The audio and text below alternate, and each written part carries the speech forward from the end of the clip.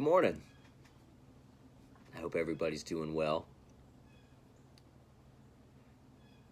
Yesterday me and Noah went to the wildlife center at the college out here, the university, and we had a good time. Posted a video about it yesterday, sharing. Got to watch them, run around, look at the ducks and the fish and birds of prey, and all kind of cool stuff. He likes that kind of stuff. I like watching them, and I like looking at animals myself. So it was a really good time. I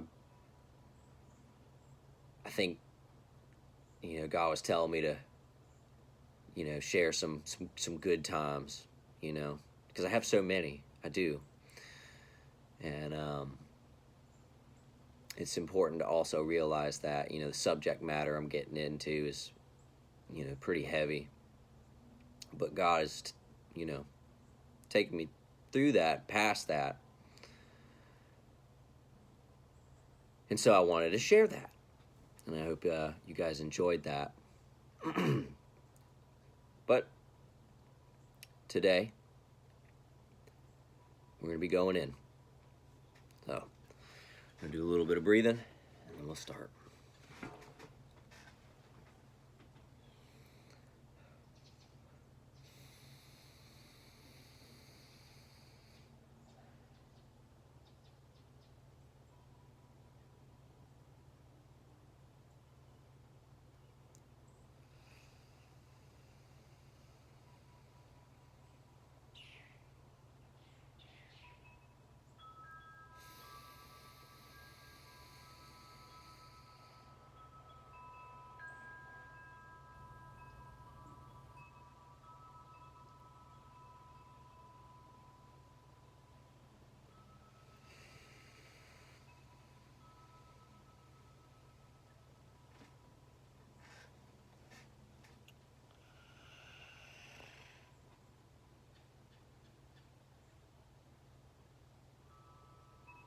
So, growing up, going through the ritual process as a young child, I'm still around,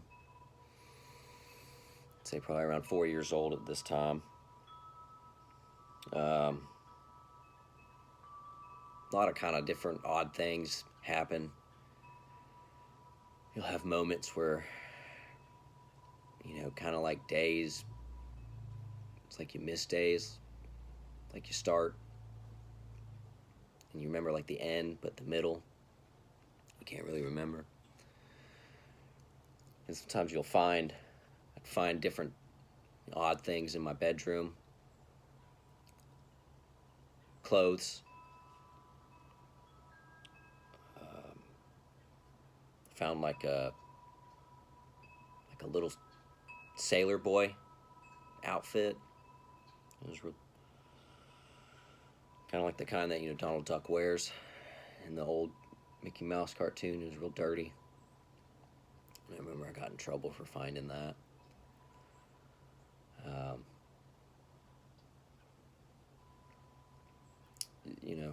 Find other stuff,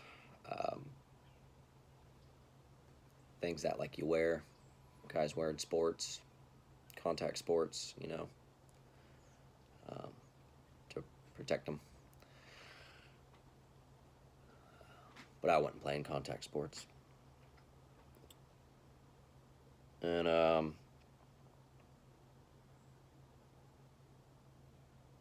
dad ends up getting a phone call sometime early in the week, and it's my uncle, and I can hear him over the phone. It's not like over a speakerphone, but like, if you're paying attention, you can overhear bits and parts of the conversation, and then depending on the other person's reaction, and what they say, if you're observing enough, you can formulate what they're talking about. And so Uncle calls Dad, and he goes, "We need your kid." And Dad kind of, is like, "Huh? What?" He didn't really like to hear that. And he goes, "Well, you guys got, so and so." He's talking about my cousin. She was the same role as like what I did, but for that side of the family. And so he was referring to her. And my uncle goes, "No, they want your goat. They want your goat."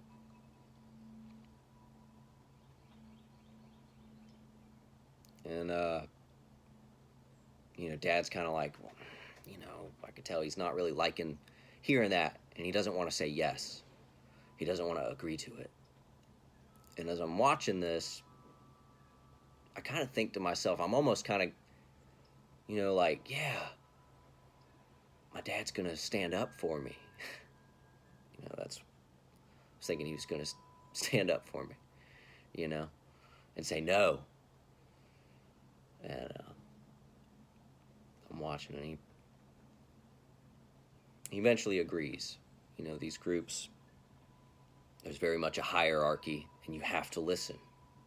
You have to listen to the people who are higher than you. And there's a lot of competitive spirits amongst this group. I never felt that my uncle or my dad actually really liked each other. Anyway, so he agrees, reluctantly, but does. I was kind of disappointed to see that. And immediately, pretty much right after the phone call, he gets with Mom, tells Mom about the conversation. Mom's not happy about it. But they know their place. That doesn't mean they're happy about it. So Mom and Dad get on the computer, dial up the old 90s dial-up internet, and they start researching some stuff. And I'm behind them. I'm watching them. And I think for a moment they forgot that I was there. And he's looking up the info about like the lodge that they're going to be doing the ritual and the play. And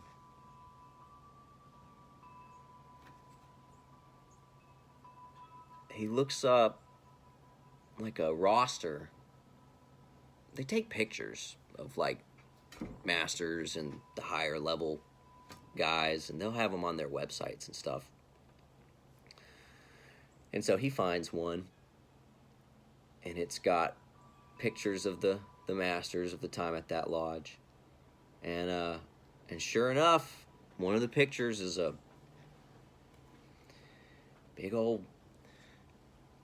big fat man with a jolly grin, with a big top hat, looking all jolly and proud. Looks pretty much identical to my uncle. But he had a different name. But Dad goes, he's looking at the picture, and he goes, I don't know how you did it. He's in disbelief. I don't know how you did it.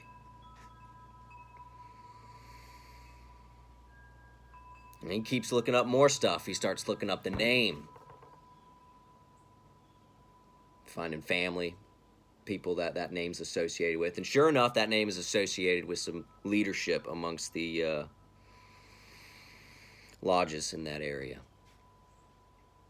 So he knows he's got to go through with it.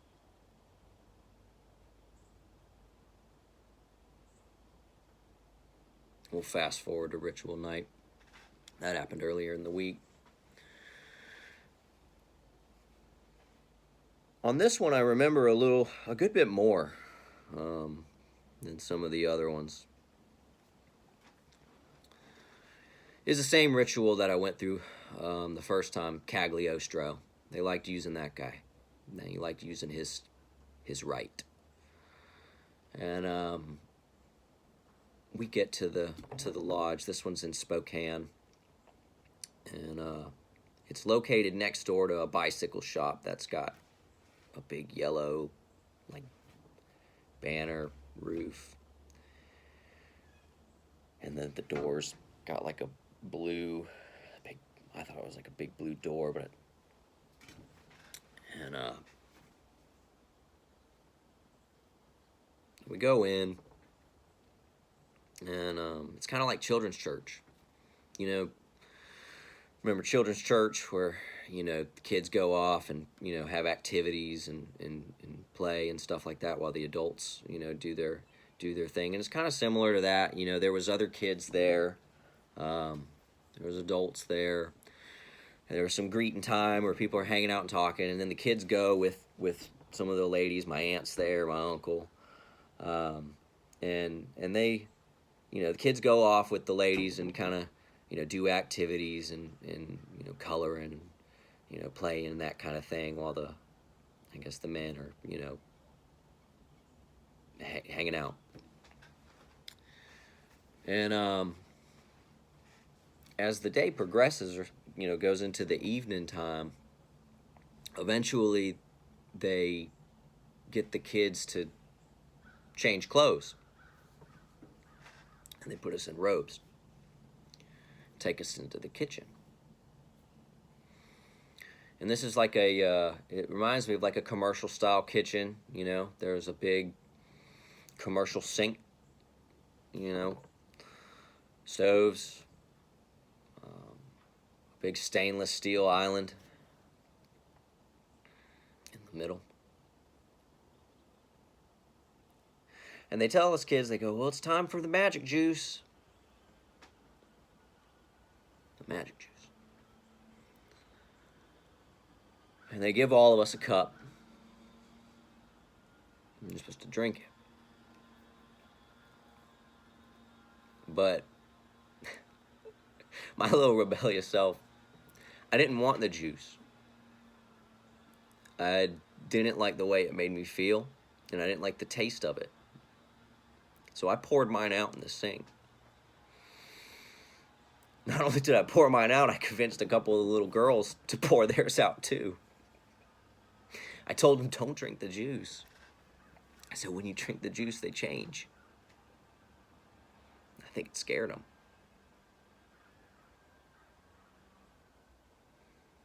And so they do it too. And my aunt notices that. And she goes, you didn't drink your juice? She's mad. And she goes off, makes some more in another spot, and brings it back and gives us the juice. Watches us drink it this time.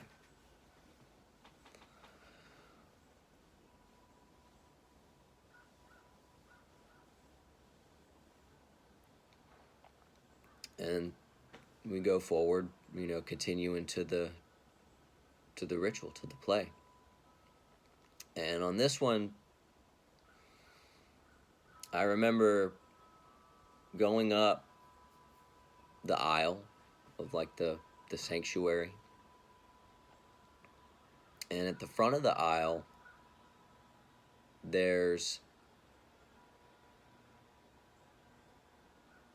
like a table, an altar, kind of like table, with candles on it, and a glass, big clear glass of water in the middle. And I'm led to go up to the table, and I get on my knees and kneel on my knees in front of the table, and I gotta look into the glass. And I look in, and then we'll call him the operator. That's what they call the guy who's running it. The operator takes his big fat hand, puts it on my face, and then I black out.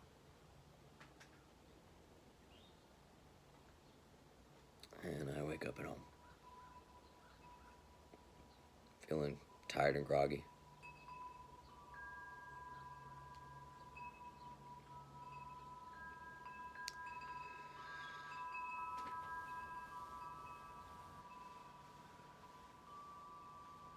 Later in life, I ended up seeing that picture again. The one that my dad looked up.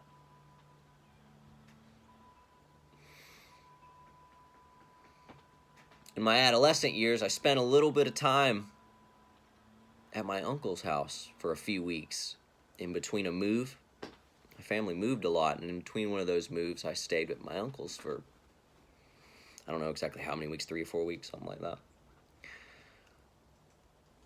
And I remember one time I was riding with my uncle. He actually took me to a lodge that day. But I remember on the ride, he asked me, he goes, "Do you remember so-and-so place? And so-and-so place?"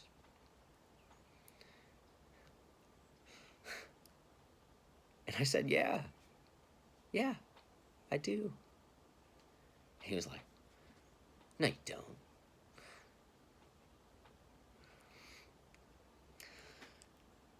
Well, I guess he's getting his answer. But back to the picture. I'm at my uncle's house, and I'm in their bedroom talking to my uncle. And I look on his dresser. And sure enough, I see a picture of some old men dressed up, like almost kind of like a yearbook, kind of like, roster. And I see that same fat, jolly man with his big old top hat, and I go, "Oh, cool, you're wearing a magician's hat." He looks as pale as a ghost, and he goes, "That's not me." He grabs the picture. My aunt's in the room too, and she goes, "Why would you leave that out?" He goes, "Oh, well, he won't remember." And she says this, "Well, if he's an alpha, he's gonna remember. You better hope he doesn't." Well, Uncle,